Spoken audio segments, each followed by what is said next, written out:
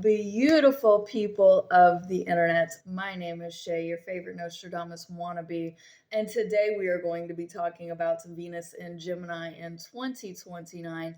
Do me a favor and press all the buttons. Check my housekeeping in the comments so that you can find all the information that you need.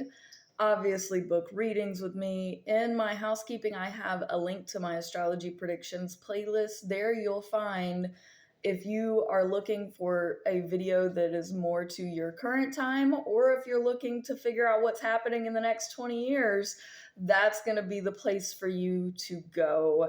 So you can get all the information you could possibly want about what's happening now and going to be happening in your future.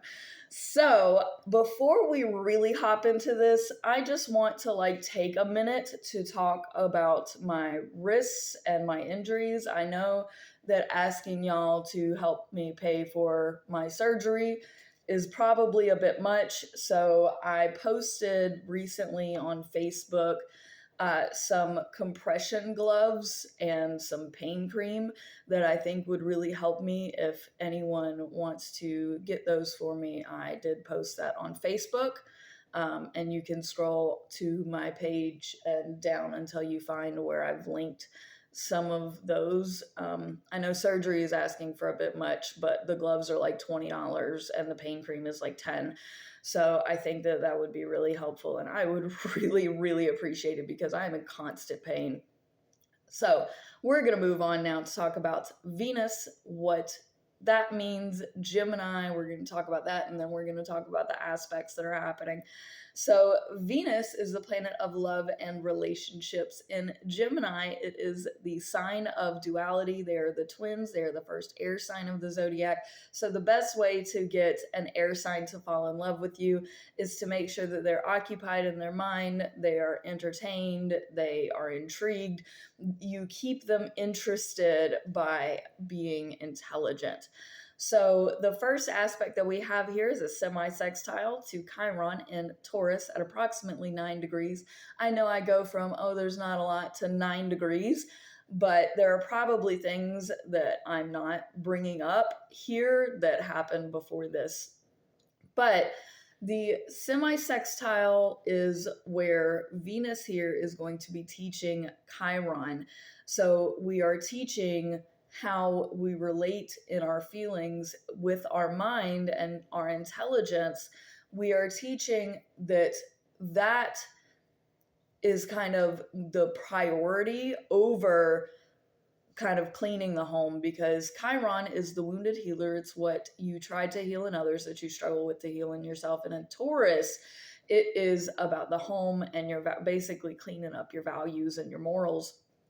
And here it's saying, okay, these mental relationships, these things that are on your mind and on your heart, and these things need to take precedence over cleaning up your house. Taurus is homebodied and they like the creature comforts. So we're teaching that our relationships, especially the ones that are, I'm not going to say friendships, but more siblings. Gemini represents the siblings of the zodiac. So kind of those immediate people that are, friends around your age, people you consider brothers and sisters, they're more important at this time than kind of cleaning up your house or trying to be comfortable and, trying to learn how to all of that. We get healing is great, but there's something more happening in your relationships and in your heart that we are moving on to the next alignment, which is a sextile to Neptune in Aries and a trine to Pluto, which is retrograde in Aquarius, approximately 10 degrees. This is around May 16th, 2029. And the set now, Neptune and Pluto are in sync for a very long time. I've been talking about different Neptune and Pluto interactions, so I'm not going to get too deep in the details here with that. But I do want to remind Libras, if you have anything at 10 degrees, really it's between 8 and 12. then you are going to be experiencing a kite. Anything in Libra would be the end of that kite. So kites are beautiful alignments, and sextiles and trines, those are also beautiful alignments. So the sextile to Neptune is your heart, your mental heart, the way that you're thinking about your relationships, the way that you're thinking about love and relating to the people around you, especially your siblings, and your higher spirits are on the same page right now.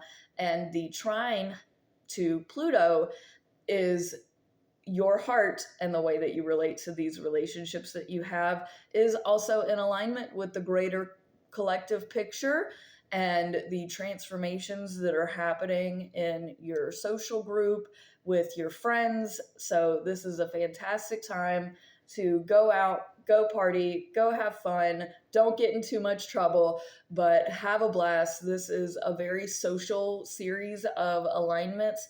This is kind of, I'm not going to say enlightening. That's not really what I'm seeing here. It's like refreshing. It's like you're getting out, you're on the move, because Gemini is also like local travel, and Sagittarius is more international travel. So with Aquarius, that's your friendships. Aries is also a life of the party type. So this is really good for your soul to be with friends, to be in society, to be with these people that are like-minded, that you love, that intrigue you, that inspire you, all of that. This is really good. We have a conjunction then to Uranus in Gemini at approximately 13 degrees around May 19th, 2029. And I also really like this conjunctions. I also try and tend to view positively. The negative to a conjunction would be you don't have an outside perspective. But Gemini has all the perspectives, let's face it. They are all over the place, all at once, all the time. But Uranus is about creativity, electricity, randomness, chaos. And in Gemini, you still have that duality. So your heart is in a really creative place. This is like if you're gonna go out and do all these things with your friends, or like have a girls' weekend or something, to go do crafts, to go scrapbooking, to just anything that's super creative, super fun, with your heart, with your siblings, with, you know, people that you are inspired by, and especially if it's any sort of local travel with them. And this is really fun, really creative. This is brainstorming. This is relating on multiple planes here. It's great. I love this. We have a semi-sextile then to Saturn, and most of this time period, this Venus transit is way positive. So like, I'm really happy to see this. Now, I don't have anything in Gemini that I'm aware of. Only thing I have in Aries, as far as I'm aware, is Eris.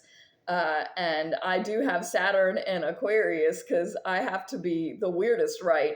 But yeah, so for somebody like Earth sign dominant people, this is going to be frustrating because they're doing too much as far as you're concerned. You want to be comfortable, you want to be stable, you want to focus on and like all of this chaos and like all of these, especially for the people that are introverts and have like Virgo dominance or anything like that, this is going to be a headache.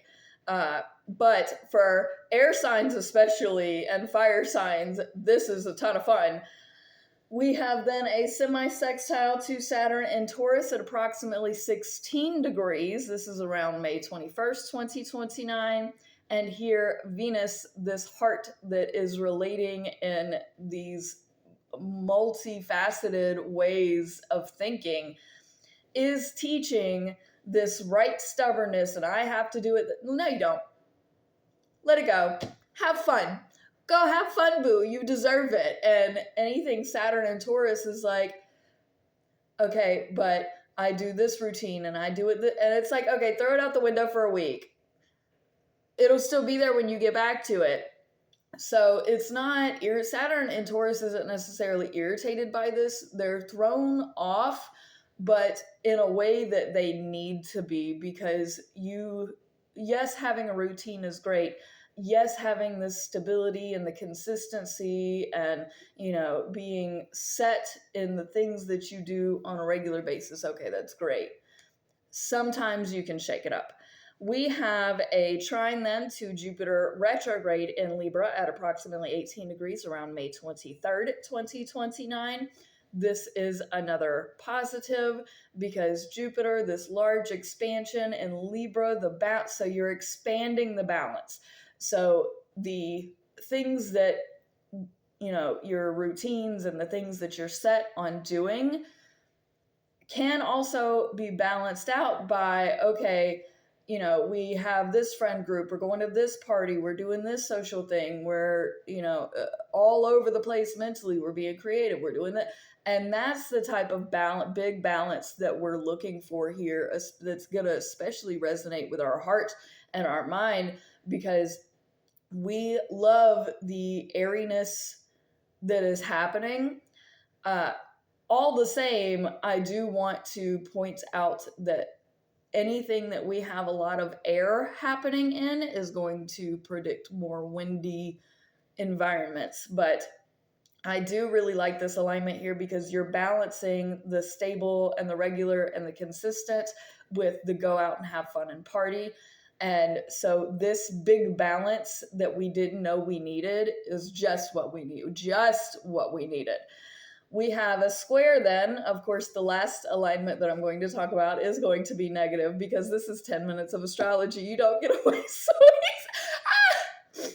We have a square then to Mars in Virgo, which is now no longer retrograde. It is finally going to traverse back to Libra. But these small details that you're working on, something has happened with these details that you were working on that you should have seen coming, because I've talked to you about all kinds of stuff before. But sure, because it is around 29 degrees, this is between May 31st and June 2nd of 2029. So because these kind of follow each other a little bit into the next signs, it's longer, but it's at a later degree. So, like, yes, the duration is going to be more difficult, but it is at very powerful degrees at the end of these signs, which are good things. And Virgo and Gemini in normal or not public, but so like the astrology that everybody follows, that I have a pet peeve against because I don't like multiple signs ruling, the same planet, but they are both rulers of Mercury in kind of normal astrology. So they understand each other in different ways, but it's still a square, which is still really hard because the actions that you were supposed to be taking with the details, this Venus in Gemini is like, yes, you were back and forth and doing all this and you forgot to do that, because Geminis will more likely have too much going on and they'll start a project and then forget about it and then they're all I take that back. I have a South Node in Gemini. Anywho, which would not be like, that's even worse than not having anything at all, but sure. But yeah, so something about the details here that you didn't do, that you didn't follow through with, is catching up with you, but it is at the end stage. So you may have something come up that will benefit you here, like a stroke of luck, I'm hoping. Virgo's not necessarily known to be lucky, but if you're, Sagittarius especially, if you're just stupid enough, somebody will cut you a path. I'm sorry, I don't mean to call Sagittarius stupid. They are very intelligent. They basically rule intelligence. So like, y'all are, anywho, before I get sidetracked, this positive, this negative alignment is your heart and how you relate and doing all these things did not align with whatever details you needed to attend to. And let's hope that they don't spiral. Let's hope that you can get a grasp on it very quickly. We have had a lot of brainstorming and like creative things happening. So I'm hoping that that part will help you. But then Venus goes into Cancer, where it's an emotional heart. So what I really foresee is that this little detail side railed all kinds of progress. And now you're going to get emotional about it. So, of course, and that happens June 2nd, 2029, when Venus goes into Cancer. If you appreciate my videos, you should press all the buttons. And I love you. Peace out, fam.